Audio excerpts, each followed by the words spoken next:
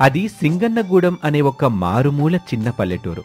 ఆ ఊళ్ళో పాతకాలం నాటి మట్టి ఇంట్లో ఇంటి ఇలవేల్పుగా వస్తున్న దుర్గామాతని ఆరాధిస్తూ ఉన్న ఎకరం పొలంలో వ్యవసాయం చేసుకుంటూ సుబ్బయ్య వరలక్ష్మి అనే దంపతులు జీవిస్తూ ఉంటారు. వాళ్లకి వైదేహి అనే పెళ్లీడుకొచ్చిన కూతురుంది. తనకు భక్తంటే నచ్చదు, పూజ చెయ్యదు, ఇంట్లో ఏనాడూ దీపం పెట్టిందే లేదు. ఇంటి ముందేసే ముగ్గు ఆ ఇంటికి ఎంతట అందాన్ని ఆనందాన్ని తీసుకొస్తుందో. ఇంట్లో ఉన్న ఆడపిల్ల అమ్మవారిని పూజించి దీపం పెడితే అటు అమ్మాయి జీవితం బాగుంటది, ఆ ఇల్లు ఎప్పుడూ దేవత చల్లని చూపులతో చల్లగా ఉంటది. అది నువ్వు ఎందుకు అర్థం చేసుకోవడం లేదు అని ఒక రోజున తల్లి గట్టిగా నిలదీసి అడిగింది. అప్పుడు కూతురు వైదేహి కూడా అంతే గట్టిగా, ముగ్గేయమన్నావు వేశాను, వంట చేయమన్నావు చేశాను, బట్టలు ఉతకడం, వడియాలు పెట్టడం, పచ్చళ్ళు పెట్టుకోవడం ఇలా ఒకటేంటి అన్నీ నేర్చుకున్నాను, అన్నీ చేస్తున్నాను, ఒక పూజ చేయడం తప్ప. అదే తల్లి, ఆ పూజ ఎందుకు చేయడం లేదు? రేపు నువ్వు అత్తారింటికి వెళ్ళిన తర్వాత నిన్ను మొదటిసారిగా వంట చేయమని అడగర తల్లి.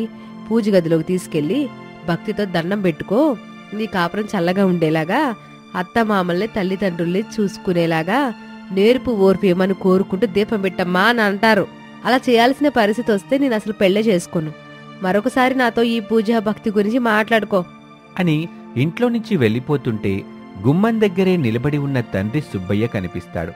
వైదేహి ఆగిపోతుంది. సుబ్బయ్యకి కూతురు వైదేహి మీద ఎలాంటి కోపమూ లేదు. ఇంట్లోకి రానన్నా, గుమ్మం దగ్గర నిలబడి మా భక్తి గొడవను చూస్తున్నావా అని కూతురు అనగానే సుబ్బయ్య ప్రేమగా కూతురు దగ్గరికి వచ్చాడు. ఎంతో శ్రద్ధగా ఇంటి పనులు వంట పనులు నేర్చుకున్న నా కూతురు ఒక్క ఈ భక్తి విషయంలో మాత్రం ఎందుకింత కరాఖండిగా ఉందో నాకు అర్థం కావటం లేదు తల్లి. ఏమో నాన్న, నాకు దైవం మీద పెద్దగా నమ్మకం లేదు. మనం ఉంటున్న ఇల్లు ఏ దైవం వచ్చి కట్టలేదు. తాతయ్య, నానమ్మ, నువ్వు, అమ్మ ఇలా నలుగురు రెక్కలు ముక్కలు చేసుకొని మట్టిని మోసి మరీ కట్టుకున్నారు. అవునా? అవును తల్లి, కాని అప్పుడు కూడా మనతో ఈ దుర్గామాత ఉంది తల్లి. మాకు తన మీద ఉన్న భక్తి వల్లే ఎంత పనిచేసినా అలసట ఉండేది కాదు అని చెబుతుంటే వరలక్ష్మి వాళ్ళ దగ్గరికొచ్చింది. అమ్మా దుర్గమ్మ అని తలుచుకోగానే ఒళ్ళొప్పులతో పాటు మేం పడిన శ్రమ మొత్తం మా ఒంటి నుంచి దూరం అయ్యేవి. అమ్మా నాన్న, ఈ ఇల్లుని కట్టడంలో కాని, బీడి భూమిలో పంట పండించడంలో కాని మీకు మీరు నమ్మిన దుర్గామాత ఆశీస్సులున్నట్టుగా కనిపిస్తున్నాయి. నాకు మాత్రం మన కష్టం మాత్రమే కనిపిస్తుంది అని చెప్పి పూలు కొయ్యటానికి బుట్టను తీసుకుని పెరట్లోకి వెళ్తుంది. తాము రోజూ పూజించే ఆ దుర్గమ్మ తల్లి ఆశీస్సులతో చాలా సంవత్సరాలకు పుట్టిందని, ముద్దుగా వైదేహి అని పేరు పెట్టుకున్నందుకు ఆ తల్లి మీద ఎలాంటి భక్తి లేకుండా పోయిందని, తమ బాధని భక్తిని ఎప్పటికీ తమ కూతురు అర్థం చేసుకుంటుందోనని సుబ్బయ్య వరలక్ష్మి దంపతులు పొలం దగ్గరికి వచ్చారు. చక్కగా నిండుగా కాసిన పంటని చూసి మురిసిపోతూ ఉంటారు. యావయ్యా, ఈ ఏడాది ఆ అమ్మవారి దయ వల్ల పంట బాగా కాసింది. పంట కోసం చేసిన అప్పు తీర్చిన తర్వాత మిగిలిన డబ్బులతో అమ్మాయికి మంచి సంబంధం చూసి పెళ్లి చేద్దాం. ఏమంటావయ్యా? నీ మాటని నేనెప్పుడైనా కాదంటానా వరం? సంబంధాలు చూడమని పురోహితుల వారికి చెప్తాన్లే అని చీకటి పడే వేళ వరకు పొలం చుట్టూ తిరుగుతూ చేతికి అంది వచ్చిన పంటని చూసుకుని ఇంటికొస్తారు. అప్పటికే ఇంటి దగ్గర కూతురు వైదేహి వంట చేసి తల్లిదండ్రుల కోసం గుమ్మం దగ్గర నిలబడి ఎదురు చూస్తూ ఉంటుంది. కాసేపటికి తల్లిదండ్రులు సంతోషపడుతూ ఇంటికొస్తారు. అన్నం పెట్టనా నాన్నా? ఇప్పుడే కదా తల్లి పొలం నుంచొచ్చింది, కాసేపయ్యాక తింటానులే, నువ్వు మీ అమ్మ తినేయండి. లేదు నాన్న, మనందరం కలిసే తిందాం. యావయ్యా, మన కూతురు గురించి తెలిసి కూడా ఎందుకు చెప్పడం? పద, తినేస్తూ పని అయిపోద్ది. ఏం కూర చేసావురా? మామిడికాయ పప్పు నాన్నా. వారెవ్వా, మామిడికాయ పప్పు చేశావా? మరి చెప్పవేం తల్లి, నీకు తెలుసు కదా మామిడికాయ పప్పు అంటే నాకు చాలా ఇష్టమని. అందుకే చేశాను నాన్నా. ఆ రోజు రాత్రి అన్నం తినేసి పడుకుంటారు. ఓ అర్ధరాత్రి వేళ దొంగలైన మల్లిగాడు నాగరాజు ఇద్దరూ కలిసి లాంతరు సంచుల మూటని పట్టుకుని సుబ్బయ్య పొలం దగ్గరికి వచ్చారు. ఎరమల్లి, నువ్వు చెప్పిన పొలం ఇదేనా? అవునరా నాగా, చూసావా పంట ఎంత బాగా కాసిందో? అవును మల్లి, ఈ పంటతో వచ్చిన డబ్బులతో మనం చాలా కాలం సుఖంగా మన భార్య బిడ్డలతో జీవించొచ్చు. ఆలస్యం చేయకుండా మన పనిని మొదలు పెడదాం అని చెప్పి తెచ్చుకున్న సంచుల్లోకి పంటని వేస్తూ ఉంటారు. తెల్లారుతూ ఉండగా పంట మొత్తం దోచుకుని అక్కడి నుంచి వెళ్ళిపోతారు. మరుసటి రోజున సుబ్బయ్య, వరలక్ష్మి, వైదేహి ముగ్గురు కలిసి ఇద్దరు కూలివాళ్ళని తీసుకుని పొలం దగ్గరికి వస్తారు. నిండుగా కాసిన పంట లేకపోవటంతో వెలవెలబోతున్న పొలాన్ని చూసి గుండెలు పగిలేలా ఏడుస్తారు. అయ్యో వరం, ఎంతకాలం రాత్రి పగలు అని తేడా లేకుండా కష్టపడి పంటేస్తే తీరా చేతికొచ్చే సమయానికి ఇలా జరిగిందేంటి? ఇప్పుడు అప్పిచ్చిన షావుకారికి ఏం చెప్పాలి? అసలే ఆ షావుకారు డబ్బుల విషయంలో చాలా మొండుగుంటాడు. మనకి చావు తప్ప మరో మార్గం లేదనిపిస్తుందయ్యా అని బాధపడుతూ మాట్లాడుకుంటుంటే వచ్చిన కూలివాళ్లు బాధపడి కన్నీళ్లు పెట్టుకుని అక్కడి నుంచి వెళ్లిపోతారు. సుబ్బయ్య వరలక్ష్మి దంపతులు బాధపడుతూనే దొంగతనం చేసిన దొంగల్ని తిడుతూ ఉంటారు. అప్పుడు వైదేహి, మనకింత అన్యాయం జరుగుతుంటే మీరు రోజు కొలుస్తూ పూజించే మీ దుర్గామాత ఏం చేసింది నాన్నా? దొంగలు చేసిన పనికి దేవతని నిందించడం తప్పు తల్లి. ఏం తప్పు కాదు. మనం పెట్టే ప్రసాదాలు నైవేద్యాలు దేవత తినొచ్చు. మనకు ఆపదొస్తే మాత్రం అందుకు కారణం అమ్మవారు కాదని అంటారు. ఇది మన తలరాత బిడ్డ. ఆ తల్లినేమనేది లేదు. ఎలా జరగాలనుంటే అలాగే జరుగుద్ది. ఇంతలా జరగకుండా ఎందుకు చూడలేదు నాన్న దుర్గామాత అని గట్టిగా అడుగుతుంది వైదేహి. సుబ్బయ్య వరలక్ష్మిలకు ఏమీ మాట్లాడలేకపోతారు. బాధపడుతూ ఇంటికొస్తారు. విచారంగా ఉంటారు. 2 రోజుల తర్వాత షావుకారు వచ్చాడు. సుబ్బయ్య వినయంగా దండం పెట్టి డబ్బులు రాలేదని, దొంగతనం జరిగిన పంట గురించి వివరంగా చెప్తాడు. కోపం తెచ్చుకున్న షావుకారు తన నోటికొచ్చినట్టుగా తిట్టేసి అక్కడి నుంచి వెళ్ళిపోతాడు. అప్పుడు వైదేహి ఇంట్లో ఉన్న దుర్గామాత దగ్గరికి వస్తుంది. ఓహో, అతను మా నాన్న అమ్మని అంతలా తిడుతూ ఉంటే ఇక్కడ నువ్వు వినోదం చూస్తున్నావు కదా. మా అమ్మ వాళ్ళు ఎంతలా నమ్మారు నిన్ను, ఎంతలా కొలిచారు నిన్ను. కాని నువ్వు చివరికి వాళ్ళ నోటి దగ్గర బువ్వని నేలపాలు చేసావు. నేనన్నుకున్నదే జరిగింది. నువ్వు జీవం లేని చలనం లేని బొమ్మవని అని పెరట్లోకొచ్చి పూల మొక్కల మధ్య కూర్చుంటుంది. ఆ రోజు రాత్రి మల్లిగాడు మంచి గాఢ నిద్రలో ఉన్నాడు. అతనికి కలలో దుర్గామాత కనిపిస్తుంది.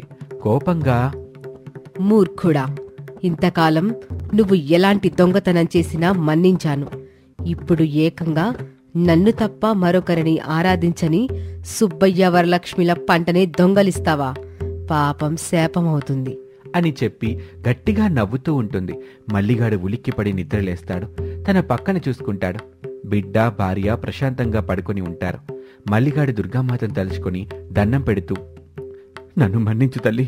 నేను చేసిన పాపం నా బిడ్డకు శాపం కాకూడదు. కరుణించి కాపాడు తల్లి అని వేడుకుంటాడు. మరుసటి రోజున నాగరాజును కలిసి విషయం చెప్తాడు. నాగరాజు కూడా భయపడతాడు. ఇద్దరూ కలిసి సుబ్బయ్య ఇంటికి దొంగిలించిన పంట తాలూకు డబ్బుల్ని తీసుకొని వస్తారు. జరిగింది మొత్తం వాళ్ళకి చెప్పి మన్నించమని వేడుకొని డబ్బులిస్తారు. సుబ్బయ్య వరలక్ష్మి దంపతులు సంతోషపడతారు. మల్లిగాడు నాగరాజు అక్కడి నుంచి వెళ్ళిపోతారు. అప్పుడే ఒక నిండు ముత్తైదువు వాళ్ళ ఇంటికొస్తుంది. ఇప్పుడేమంటావ్ వైదేహి? ఈరోజు ఇంట్లో ఉన్న దుర్గామాతని చూస్తూ చాలా మాటలన్నావు, తిట్లు తిట్టావు.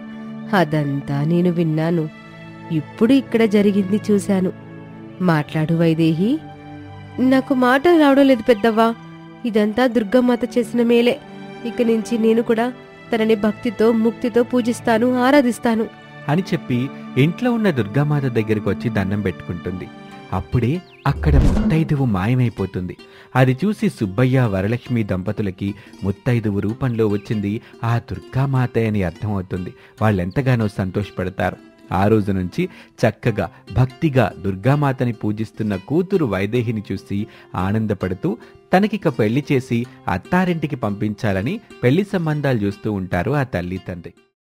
80 ఏళ్లు నిండిన చలపతి అరుగుమీద కూర్చుని రేడియోలో వస్తున్న పాటలు వింటుంటే తన ఇంటి ముందు ఆగిన ఆటో కనబడింది. టౌన్ నుంచి ఆటో ఇంటి ముందు ఆగిందంటే నా బాల్య స్నేహితుడు రామచంద్రం వచ్చినట్టున్నాడు. నేను వాడికి రాసిన ఉత్తరం అందినట్టుంది అని మురిసిపోతూ ఆటోని చూస్తూ ఉంటాడు. చలపతి వయసున్న రామచంద్రం ఆటో దిగాడు. ఆటో అతనికి డబ్బులిచ్చాడు. ఆటో అతను వెళ్ళిపోయాడు. రామచంద్రాన్ని చూసి చలపతి చాలా సంతోషంతో లేచి నిలబడ్డాడు. తన కోసం అరుగు దగ్గర ఆనందంతో నిలబడిన చలపతిని చూసి రామచంద్రం కూడా చెప్పలేనంత సంతోషపడ్డాడు. రామచంద్రం చలపతి దగ్గరికొచ్చాడు. ఒకరినొకరు చూసుకొని ఆలింగనం చేసుకున్నారు. ఆ తర్వాత ఇద్దరూ అరుగు మీద కూర్చున్నారు. ఏమైందిరా చలం? చివరిసారిగా చూడాలనుందని ఉత్తరం రాశావు. ఎప్పుడు చనిపోతున్నావో ఎవరన్నా జ్యోతిష్కుడు చెప్పాడా ఏంటి? ఎవ్వరూ చెప్పలేదురా. నా మనసు కనిపించింది. నిన్న మొన్న 2 రోజులు ఇదిగో ఇదే అరుగు మీద నిలబడి నీకోసం ఎంతో ఆశగా చూశాన్రా. కానీ నువ్వు రాలేదు. ఇంకా రావని ఎదురు చూడకుండా ఇదిగో ఇలా కూర్చొని పాటలు వింటున్నాను. నీ నుంచి ఉత్తరం వచ్చిన తర్వాత నేను రాకుండా ఉంటానా చలం? నీ నుంచి ఉత్తరం నిన్నే వచ్చింది, ఈరోజు వచ్చేశాను. నా మిత్రుడు పిలిచిన తర్వాత నేను రాకుండా ఉండటమా? ఒకవేళ నేను నీకంటే ముందే కాలం చేస్తే రాలేను గాని నేను బతుకున్నంత వరకు వస్తానే ఉంటాను, నిన్ను చూస్తానే ఉంటాను. పిల్లలు ఎలా ఉన్నారా?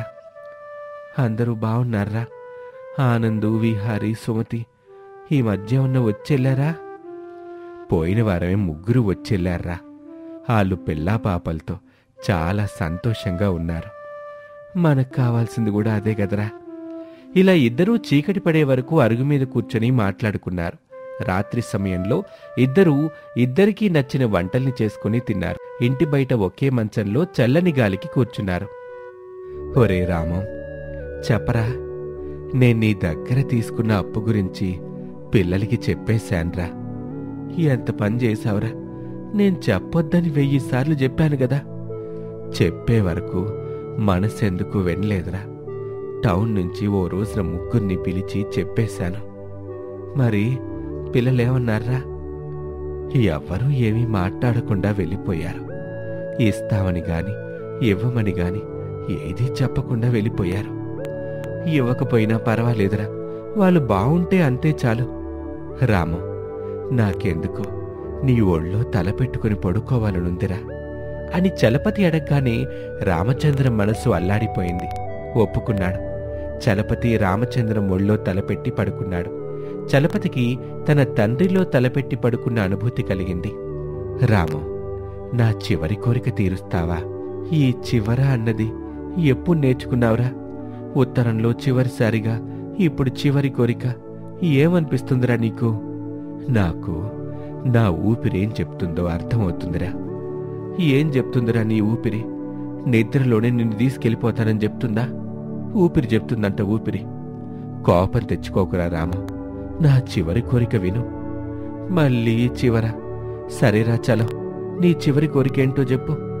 నేను చనిపోయిన తర్వాత నాకు తలకొరివి నువ్వే పెట్టాలరా. ఆ మాటకు రామచంద్రం కళ్ళల్లో కన్నీళ్లు కారాయి. ఇద్దరూ అలా స్నేహపూర్వకంగా మాట్లాడుకుంటూ ఉంటారు. టౌన్లోని ఆనందిల్లది. ఆనందు అతని భార్య సురేఖ కూర్చుని చలపతి చెప్పిన అప్పు గురించి వాదించుకుంటూ ఉంటారు. మొత్తం మీరివ్వడానికి మాత్రం నేను ఒప్పుకోనండి. మొత్తం కాకపోయినా 2 ఇవ్వాలి కదా సురేఖ. ఇది మరీ బాగుంది. 2 మీరెలా ఇస్తారండి? మీ దగ్గర డబ్బులేమైనా ఎక్కువగా ఉన్నాయా, లేదంటే డబ్బు చెట్టుకుందా? సురేఖ, నా దగ్గర డబ్బులు ఎక్కువగా లేవు, అలాగని డబ్బులు కాసే చెట్టు లేదు. అయినా నేను ఇంటికి పెద్దవాణ్ణి గదా, 2 అప్పు మొయ్యాల్సిందే. సురేఖకి కోపం వచ్చింది. చిన్నపాటి ప్రైవేట్ జాబ్ చేసుకుంటూ మన అమ్మాయిని చదివించడానికి ఇబ్బంది పడుతున్నాం. ఇంకా 2 అప్పుని ఎలా కడతారు? ఎక్కడి నుంచి తీసుకొచ్చి కడతారు? అదంతా నేను చూసుకుంటానులే సురేఖ. నీ పుట్టింటి వాళ్ళు చేయించిన నగల్ని తాకట్టు పెట్టమని చెప్పనులే సురేఖ. నువ్వేమీ దిగులు పడకో. నేను చెప్పినట్టు వినకపోతే పిల్లని తీసుకుని పుట్టింటికి వెళ్ళిపోతాను. నువ్వు మాత్రం నీ బంధువుల దగ్గర, చుట్టాల దగ్గర పెట్టాల్సిన సమయం, సందర్భం వచ్చినప్పుడు మాత్రం ప్రేమగా మాట్లాడుతూ ఎలాగైనా పెట్టాలి కదండి, లేదంటే పరువు పోతుంది, ఏదో ఒక విధంగా సర్దుబాటు చేయండి అని చెప్తావు కదా. సురేఖ ఏమీ మాట్లాడకుండా కోపంగా చూస్తుంది. మరిప్పుడు నేను కట్టాల్సిన సమయము, సందర్భము వచ్చింది. ఇప్పుడు మాత్రం ఎందుకు ఇలా మాట్లాడడం లేదు సురేఖ? నీది మాత్రమే పరువు, నాది కాదా? అంతేనా నీ దృష్టిలో? ఇప్పుడు నేను అలా అనలేదు కదా. అనాల్సిన అవసరం లేకుండానే నాకు అర్థమయ్యేలా చేస్తున్నావు సురేఖ నువ్వు. నేను మీ మంచి కోసమే చెప్పాను. దాన్ని మీరిలా అర్థం చేసుకుంటే నేను మాత్రం ఏం చేస్తాను చెప్పండి? ఆయన అప్పు కట్టే బాధ మీకు లేనప్పుడు ఇంటిని చక్కబెట్టుకునేది నాకెందుకు చెప్పండి? సురేఖ వెళ్ళిపోయింది. ఆనంద్ ఆలోచనలో పడ్డాడు. ఇక అది విహారీ ఇల్లు. బెడ్ మీద విహారీ దిగులుగా కూర్చుని ఉన్నాడు. అతని భార్య కావేరి పాలు తీసుకొచ్చింది. విహారీ తాగాడు. కావేరి బెడ్ మీద కూర్చుంది. మావయ్య చెప్పిన అప్పు గురించి ఆలోచన చేస్తున్నారు కదా? అవును కావేరి, నాన్న అప్పు చేసింది మా కోసమే. రేపు మనం అన్నయ్య వాళ్ళ ఇంటికెళ్ళి మాట్లాడదాం. బావగారితో ఏమని మాట్లాడదాం? అసలు అప్పు గురించి అన్నయ్య ఏమంటాడో వినాలి కదా. ఊరి పెద్దలు ఎవరైనా సరే ఉన్నది 2 అన్నతమ్ములు కనుక అప్పుని సమానంగా పంచుకొని కట్టుకోమని చెప్తారు. బావగారు అదే అంటారు. మొత్తం అప్పు 6 లక్షలు. అన్నయ్య 3 లక్షలు, నేను 3 లక్షలు కట్టాలి. అంతే కదా కావేరి? సమానమనే మాట ప్రకారంగా అయితే అంతే. కానీ మనం చిన్నవాళ్ళం కదా, కొత్తగా పెళ్ళయింది. 3 లక్షలు అప్పు కట్టడం అంటే కష్టమే కదండి. కష్టమైనా కట్టడం తప్పదు కదా కావేరి. బావగారిని రెండింతలు కట్టమని అడగండి. పెద్దవారు కదా, ఎంతో కొంత సంపాదించుకొని ఉంటారు కదా. ఏమంటారు? అలా చెప్పడం తప్పు కావేరి. నేను అన్నయ్యతో ఆ మాట అనలేను. అసలు ముందు అన్నయ్య ఏమంటాడో వినాలిగా అని వాళ్ళు మాట్లాడుకుంటూ ఉంటారు. ఇక సుమతి తన అత్తగారింట్లో భర్త దినేష్తో తన తండ్రి చలపతి చేసిన అప్పు గురించి మాట్లాడుతూ అన్నం తింటూ ఉంటారు. చిన్న పెద్ద అనే భేదాన్ని పక్కన పెడితే మామయ్య చేసిన అప్పుని మీ ఇద్దరన్నదమ్ములు సమానంగా పంచుకోవాలి సుమతి. ఇందులో వాదన లేదు, గొడవ లేదు. కొట్టుకునే పరిస్థితి అంతకంటే లేదు. నేనొక మాట చెప్పనా మీకు? చెప్పు సుమతి. సుమతి తన మనసులో మాట చెప్పింది. దినేష్ సంతోషపడ్డాడు. కూతురు అనిపించుకున్నావు సుమతి. అందరు ఆడపిల్లలు నీలాగే ఆలోచిస్తే చాలా బాగుంటుంది. నిన్ను మనసారా అభినందిస్తున్నాను అని మెచ్చుకున్నాడు. అలా ఆ రాత్రి గడిచింది. మరుసటి రోజు రామచంద్రం ఎంత లేపినా చలపతి లేవలేదు. చనిపోయాడు అని అర్థం చేసుకున్న రామచంద్రం బాధగా ఆనందు, విహారీ, సుమతిలకు విషయం చెప్పాడు. ముగ్గురు చలపతి ఇంటికొచ్చారు. తండ్రి శవాన్ని చూసి ఏడ్చారు. వాళ్ళకి తన చివరి కోరిక గురించి రామచంద్రం చెప్పాడు. అందుకు వాళ్ళు ఒప్పుకున్నారు. రామచంద్రం తలకొరివి పెట్టాడు. చలపతి ఆత్మ గాల్లోకి లేచింది. తన ఇంటి చుట్టూ తిరుగుతూ ఉంటుంది. ఆయన తిథికర్మలు ముగిశాక ఒకరోజు రాత్రి రామచంద్రంతో సహా అందరూ బయట కూర్చొని అప్పు గురించి మాట్లాడుకుంటున్నారు. చలపతి ఆత్మ అలా గాల్లోనే తిరుగుతూ ఉంటుంది. తమ్ముడు, నేను పెద్దవాణ్ణి కనుక నాకు 4 లక్షలు, నీకు 2 లక్షలు. సరేనా తమ్ముడు? సురేఖ ముఖం మార్చుకుంది. అందుకు తమ్ముడు విహారీ ఒప్పుకోలేదు. లేదన్నయ్య, ఇద్దరం కొడుకులమే కదా, సమానంగానే పంచుకుందాం. నీకు 3 లక్షలు, నాకు 3 లక్షలు. సరేనా అన్నయ్య?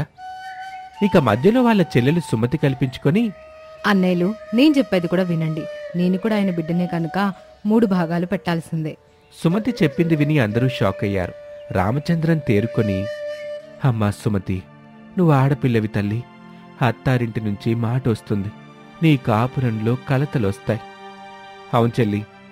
వద్దు చెల్లి, నువ్వు పెళ్లి చేసుకుని వెళ్ళిపోయావు కదా, వద్దు. మీరైనా చెప్పండి బావగారు. నేను ముందే మా ఆయనకి చెప్పానన్నయ్య.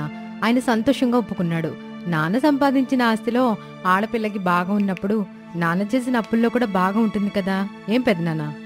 రామచంద్రం మురిసిపోతూ, తమ్ముడికి భారం కావద్దని అన్న, అన్నయ్యకి అధిక భారం కావద్దని తమ్ముడు, తన తోడ అన్నదమ్ములిద్దరికీ భారం కావద్దని తెలివిగా ఆలోచించి ఆడపిల్లకి ఆస్తిలో భాగం ఉన్నప్పుడు అప్పులో కూడా భాగం ఉంటుందనే సత్యాన్ని గ్రహించి అప్పును కూడా పంచుకున్న చెల్లెలు. మీ ముగ్గురిని చూస్తుంటే నాకు భలే ముచ్చటేస్తుంది. ఇప్పుడు నా మిత్రుడి ఆత్మ ఆ పరమాత్మలో కలిసిపోతుంది అని పైకి చూస్తాడు. గాలిలో ఉన్న చలపతి ఆత్మ సంతోషపడుతూ అలా మేఘాలను దాటుకుని ఆకాశంలోకి వెళ్తుంది. అలా రోజులు గడుస్తూ ఉంటాయి. మరొక రోజున రామచంద్రాన్ని ఆనందు, విహారీ, సుమతి ముగ్గురు కలిసి 6 లక్షల రూపాయల్ని అతనికి ఇచ్చేస్తారు. రామచంద్రం తన స్నేహితుడి కుటుంబాన్ని చూసి ఎంతగానో ఆనందపడతాడు.